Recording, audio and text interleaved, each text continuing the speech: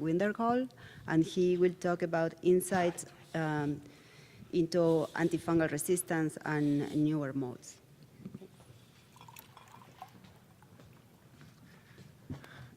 Good morning. Thank you very much for that introduction, as well as for the invitation to come and speak with you today. So here are my disclosures.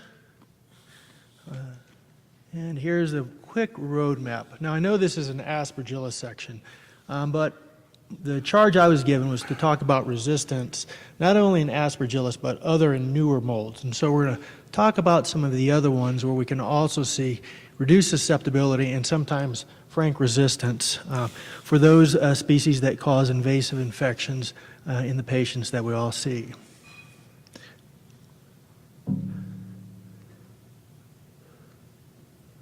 Uh-oh. There we go. All right.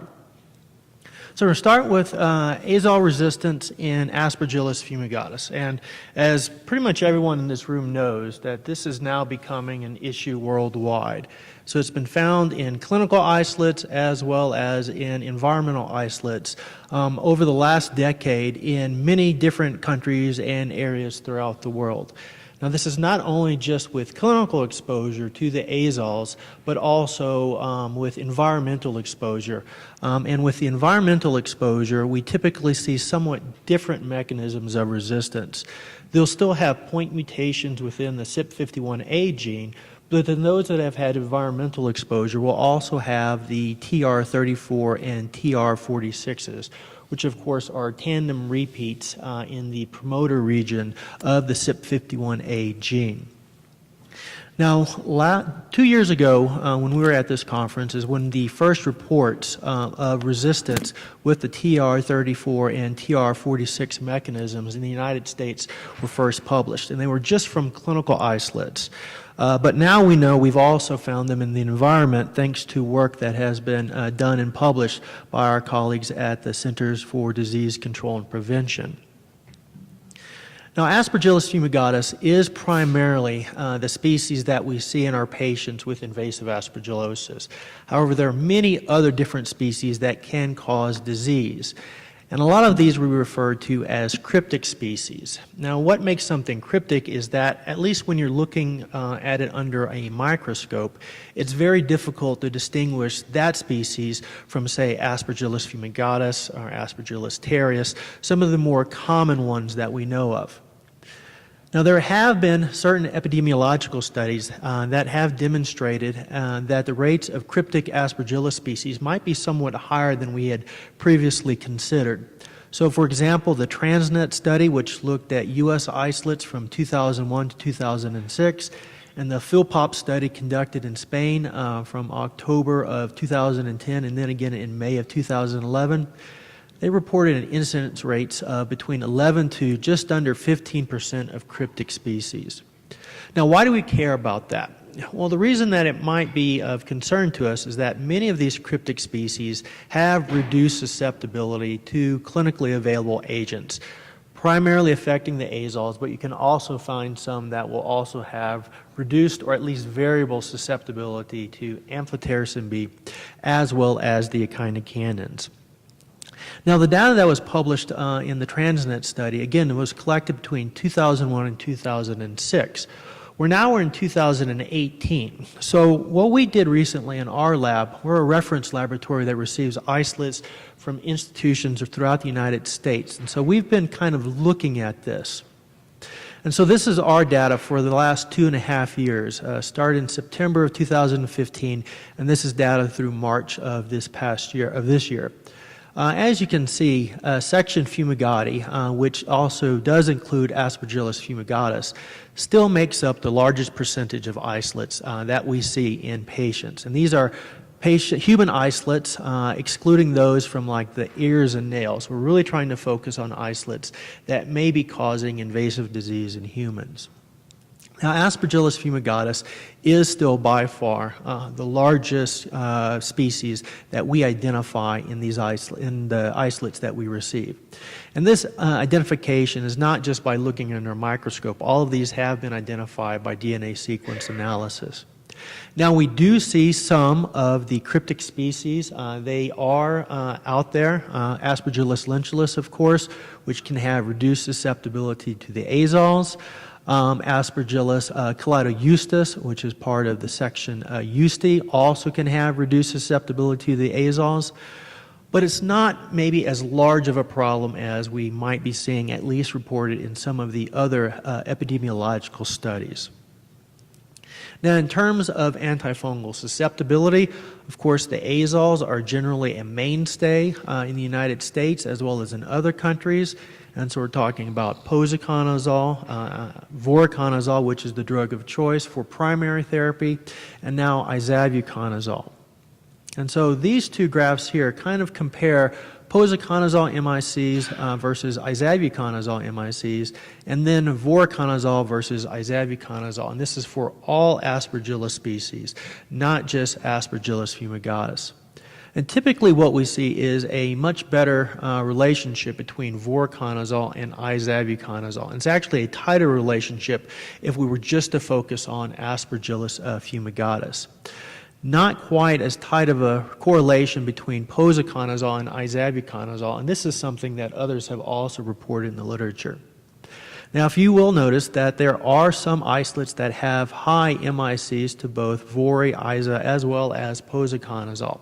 And this is data that we have generated after the first publications of the resistant isolates harboring the TR34 and TR46 isolates that was published at the beginning of 2016. So we still are seeing resistant Aspergillus isolates, including Aspergillus fumigatus, in the United States. Switching gears a little bit, another invasive cause of infections in specifically immunocompromised patients is that of the order Mucorales. Now, these can cause disease, very extensive and devastating disease in immunocompromised patients. However, they can also at times cause disease in immunocompetent hosts. Several different species. This is by far not a comprehensive list, but typically, at least in the United States and in most geographic areas, Rhizopus species are the primary etiologic agents of disease. However, there can be geographic distribution. And so the pie chart here also some recent data over the last 2.5 years of isolates that we've identified in the fungus testing lab. Rhizopus species still are the majority, the genus responsible for the majority of infections for the isolates that we have received. That's then followed by mucor, Lycthemia, and then we also do see some of the more rare species, such as the Apophysamyces, the Syncephalostrium, and Saxinia. Now, in other geographic regions, Rhizopus is still a predominant cause of infection. However, you can see variability based on the region as well as the study you're looking at. So, for example, in some studies published out of Europe, Lycthemia has been a big cause of invasive disease. And in India, at least in one study, Apophysamyces was a common cause of invasive disease in the isolates that they had tested. Now, again, Apophysamyces is fairly rare in the United States, at least from the data that we've generated in our lab. However, that doesn't mean you won't see it. And the classic example that most people will refer to when talking about Apophysamyces, of course, is the outbreak of some very extensive soft tissue infections that occurred in 13 patients following the F5 tornado in Joplin, Missouri in 2011. And so the orange there kind of represents the structural damage, and you can see that most of the cases really followed the area where the damage was the most extensive. And this was due to species Apophysamyces trapeziformis, which can actually be quite aggressive in causing disease in these patients. Now, in terms of susceptibility for the order Mucorales, we do a lot of testing for this, and one of the questions we have been getting more frequently, at least since savuconazole came out, is what is the susceptibility of this new azole against some of these other species? We know it has fairly good activity, somewhat comparable to posaconazole against Rhizopus species, specifically Rhizopus oryzus. But when we start talking about other species, such as Mucor, including Mucor cicernoides, as well as some of the more rare species, the activity seems to drop off a little, at least in vitro, compared to posaconazole, as well as to amphotericin B. So the cells that are highlighted there in yellow represent data that has been published from Macon Arendrup's group, as well as a recent study that we were involved with Mike Fowler for a large surveillance study. So as you can see, the MIC50 for savuconazole went up to 8 micrograms per mil against the Mucor isolates that we looked at. Against some of the more rare species, which is shown in the bottom portion of the table, the data is fairly scarce in terms of antifungal susceptibility. Kind of tried to piece it together on a publication from 2014 as well as some of our unpublished data. Again, though, against some of these rare species, which I've kind of put in Cunningham-Ella into this category, the savuconazole MICs are somewhat elevated, so again, indicating reduced in vitro potency. Unfortunately, we really don't understand what this means in terms of clinical significance. Because savuconazole can reach such high and sustainable concentrations, we don't know if the reduced susceptibility is offset by the higher exposure. Another group of organisms that again can cause invasive disease in immunocompromised patients is that of a Scedosporium species. It actually may mimic invasive aspergillosis in certain hosts. This is also a group of organisms that has undergone significant changes in taxonomy and nomenclature. We used to think of Scedosporium apiospermum as the anamorph of Pseudoalascheria boydii. We now know that they are a completely different species, and we now call it Scedosporium boydii instead of Pseudoalascheria boydii. There are also several new species that have been described, including those with reduced susceptibility to various agents, including amphotericin B as well as the azoles. Those are Scedosporium aurantiacum as well as Scedosporium dehugii. Again, though, these are very rare causes of infections, at least in the United States. In other areas of the world, they may be somewhat higher. Now, at the bottom of the table, there's also Lumentospora prolificans. We used to call it Scedosporium prolificans, but it's now been transferred to a new genus. Overall susceptibility, this seems to be a multi-drug resistant pathogen, basically resistant to all clinically available antifungals, including amphotericin B. Now, what's shown here are MICs from a study published in 2012, which kind of shows somewhat of a range for the prolificans isolates. I can tell you in our experience, pretty much across the board, everything we test from U.S. isolates is greater than 16 micrograms per mil, so highly drug resistant. The other big group of fungi where we can have interesting susceptibility patterns are the Fusarium species. Again, can cause very invasive and disseminated infections with high mortality rates in persistently and profoundly neutropenic hosts. However, they can also cause some infections in immunocompetent patients as well. Now we know that there are at least 8 different species complexes that can cause infections in humans. The primary ones that we see are those caused by members of the solani and Oxysporum species complex. Now I've kind of been trying to introduce you to some new names, not really new fungi, just new names of fungi. And so if you're really kind of frustrated with what's been going on, just wait till you see what we're trying to do with Fusarium solani. So what we're now starting to see, it's been proposed that Fusarium solani is actually not a Fusarium species, but now belongs to the genus Neocosmospora. So we've known for a long time that the 4 species highlighted in yellow there are the primary ones that we've seen causing disease in humans.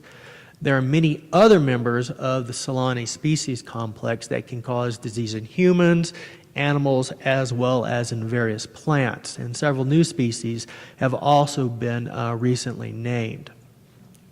Now, in terms of antifungal susceptibility, We do see a lot of variability that has been reported in the literature, but overall, the MICs seem to be somewhat higher for all drugs against all different members of the solani or the Fusarium genus.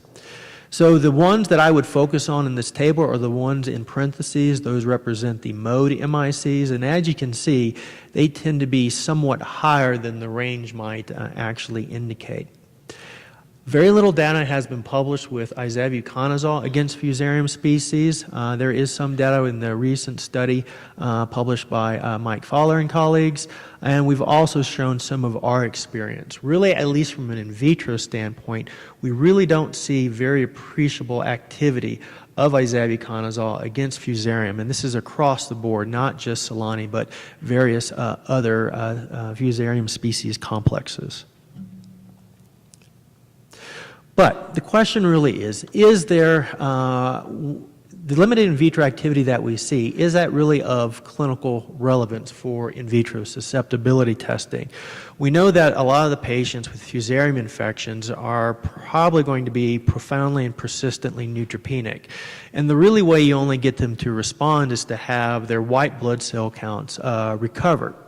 And so does susceptibility testing really play a role in Fusarium as well as against other invasive mold infections? And that kind of leads us to some things to remember about susceptibility testing in general.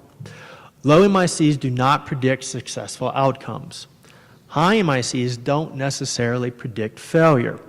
However, in vitro resistance might predict a population that is less likely to respond to the drug that you're administering to your patients.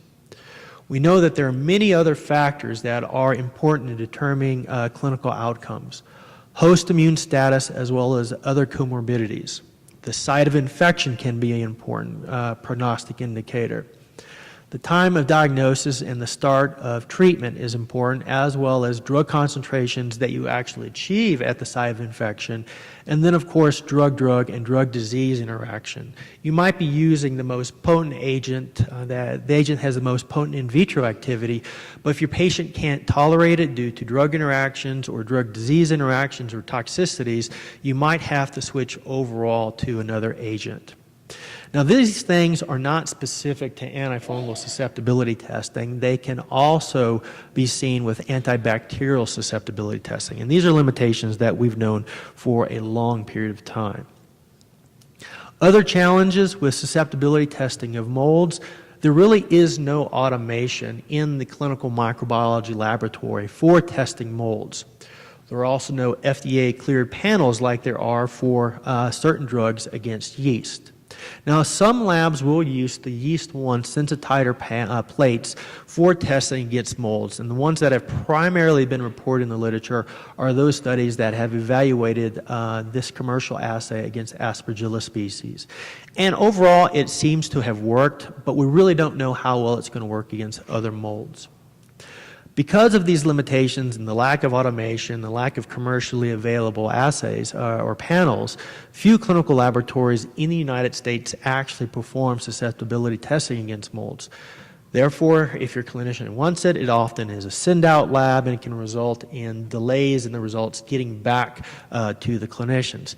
I know this because we're one of those reference laboratories, and I'm always on the phone with other labs as well as clinicians saying, we're working on getting your results to you. Now, even when we can get the results to clinicians, really we can only report an MIC value, at least against the molds, because clinical breakpoints have not been set. In the United States, the Clinical Laboratory and Standards Institute has yet to set a clinical breakpoint against molds, including Aspergillus. We have limited breakpoints against Canada, but no molds at all. Now, UCAST in Europe has set breakpoints against some Aspergillus species, but not all, and most definitely not the cryptic isolates that we talked about earlier. So what do we do in this instance? Well, there's now a move to kind of trying to provide some information to clinicians in terms of epidemiological cutoff values, or ECVs or ECOFs as they might also be called. Now, what these are MIC distributions that are basically looked at and presented by multiple laboratories for different drugs against a particular species. And the whole point is really to try to be a sensitive measure of the emergence of resistance. So we get this data, we do some statistical analysis on it, and we say at this MIC, 95% or 97.5% are below that, and those are what we call our wild-type isolates. If the MIC is above that ECV value, then these isolates appear to have acquired some mechanism of resistance. That's different from clinical breakpoints, which also take into account pharmacokinetic, pharmacodynamic characteristics, MIC and ECVs, as well as data from clinical trials when available. ECVs have been established for Canada by both CLSI as well as by UCAST, as well as against Cryptococcus neoformans and Cryptococcus gattii. They're also available for Aspergillus species, but again, not all species, definitely not the cryptic ones that we've been talking about.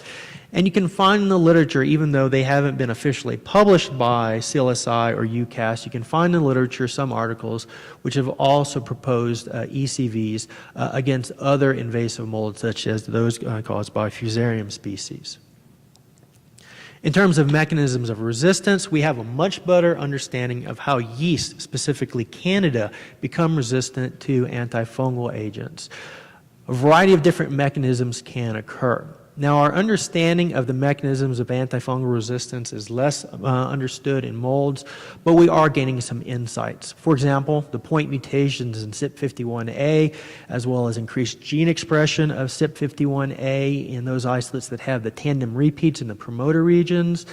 That being said, there are reports both from our lab as well as others of high percentages of isolates that are confirmed to be Aspergillus fumigatus and have in vitro resistance, not having these mechanisms. At least we have not been able to find them despite repeated sequence analysis.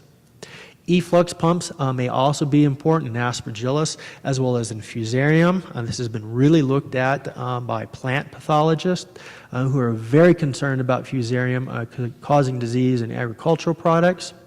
And there are some non-CYP51A mechanisms also that have been reported, specifically in Aspergillus fumigatus. Now our understanding of other molds and how they might become resistant is increasing. For example, 14-alpha demethylase and Scedosporium, as well as the CYP51A gene expression following azole exposure in Fusarium. Some recent publications that I'm not going to go into in great detail, but have kind of highlighted the importance of mechanisms of resistance and what they are in other molds. Now, there are many other molds that might have variable patterns of resistance and in vitro susceptibility. For example, Purpureocilium lalacinum, formerly known as Pacilomyces lalacinus, is in vitrally resistant to amphotericin B. MICs that we see are greater than 16. Now, we typically don't think of this as being an invasive infection. However, I would invite you to go look at poster number 15 right over there. It's a nice description of an invasive infection caused by this particular species here in the United States. Pacilomyces variodii can have very high MICs devori as well as savuconazole. And then something else that's not always appreciated is that there are various penicillium species, including those listed here, as well as others that can have high MICs to voriconazole, as well as sometimes itraconazole and posaconazole. Now, of course, this is all in vitro data, and we really don't understand the clinical significance of it. Now, to highlight one that has kind of caught our attention, that's a Racemsonia species. This is a thermotolerant and thermophilic penicillium-like fungi, previously known as Geosmithia, but now in a brand new genus, often misidentified as penicillium or Pacilomyces, known to cause disease in chronic granulomatous disease patients, as well as those with hematologic malignancies. Now, one case that we were involved with, this is actually a CF patient who developed disseminated invasive disease due to Racemsonia aegroticola. It was treated and had therapeutic concentrations of voriconazole. Had the isolate had been misidentified by morphology as a Pasteomyces variodii, and it wasn't until a post-mortem analysis where actual DNA sequencing was done in order to determine what the true species was, as well as susceptibility testing that demonstrated resistance to both voriconazole as well as savuconazole. Now, this is a complicated patient. We cannot say that knowing it was a Racemsonia and switching to another antifungal ahead of time might have helped this patient. I had a lot of different things going on, but really kind of highlights just how complex many of these patients can be. In terms of new drugs, we have several of them under development for Aspergillus species, a lot of good in vitro activity, and at least results from animal models and possibly other preclinical studies showing good activity. But as we go down the spectrum of other kinds of invasive mold infections, we kind of start to run out of agents, not only the ones that are clinically available, but also the ones that are currently under development. So in summary, there's increased recognition of antifungal resistance within molds, primarily in the literature with Aspergillus fumigatus and other species, but other ones such as Fusarium, Scedosporium, and the Mucorales, of course, are important. We know there are increased cryptic species that are being reported, and some of these may have reduced in vitro susceptibility. Now, as I've tried to highlight throughout the presentation, our understanding of the clinical significance of what we find in the microbiological lab really lags behind. So we know that definitely other factors are very important for determining outcomes such as host response, and concentration exposures also achieved at the site of infection. With that, I will conclude, and thank you very much for your attention.